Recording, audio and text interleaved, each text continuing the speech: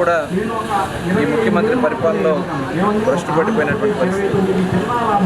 మరి ఇవాళ అంగన్వాడీ వర్కర్స్ అందరూ మరి వారందరూ కూడా 26 రోజులుగా వాళ్ళ సమ్మెకు పిలుపునిస్తే కనీసం వాళ్ళని పిలిచి మాట్లాడలేదు. అలాగే ఒక పక్కన శిక్షాభియానికి సంబంధించినటువంటి కాంట్రాక్ట్ అండ్ ఎంప్లాయీస్ వాళ్ళందరూ కూడా కాంట్రాక్ట్ ఎంప్లాయీస్ కూడా నిరవధికంగా 18 రోజులు దీక్ష చేస్తున్నారు.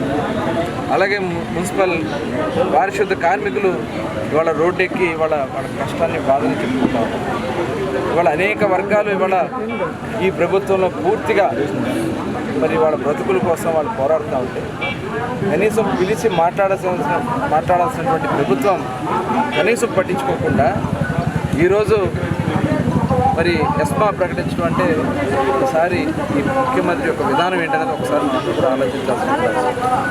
ఇవాళ అన్ని వర్గాల్ని హింసించావు, టీచర్స్ని హింసించావు, అలాగే ప్రభుత్వంలో ఉన్నటువంటి ఎన్జిఓస్ని హింసిస్తున్నావు.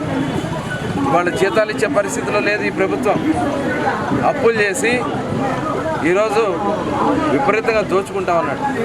10 లక్షల కోట్ల అప్పులు దాటిపోయింది.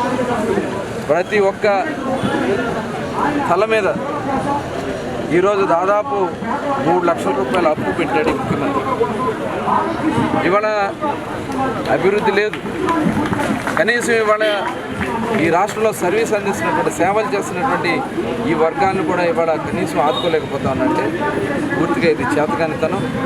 కనీసం ఇప్పుడు ఇమ్మీడియట్గా పిలిచి వాళ్ళతో చర్చలు చేసి వాళ్ళకు కొన్ని హామీలు ఇచ్చైనా సరే విరమింపజేయాల్సిన బాధ్యత ఉన్న పోలీసులతో దాడులు చేపించి పోలీసులతో వాళ్ళు శాంతియుతంగా చేస్తున్నటువంటి పోరాటాన్ని ఇబ్బందులు పెట్టించింది ఈ ప్రభుత్వం. ఖచ్చితంగా వాళ్ళందరికీ కూడా తెలుగుదేశం పార్టీ సంపూర్ణ మద్దతు ఇస్తాం. ఖచ్చితంగా రేపు అధికారంలోకి వచ్చిన తర్వాత వారు ఏదైతే న్యాయపరంగా కోరుతున్నటువంటి సమస్యల్లో అందరితో కూడా చర్చించి పరిష్కారం చేయడానికి తెలుగుదేశం పార్టీ ఎప్పుడు ముందుంటుందని కూడా తెలియజేస్తూ ప్రభుత్వం ఇమ్మీడియట్గా వాళ్ళకి న్యాయం చేయాలని చెప్పి డిమాండ్ చేస్తాం.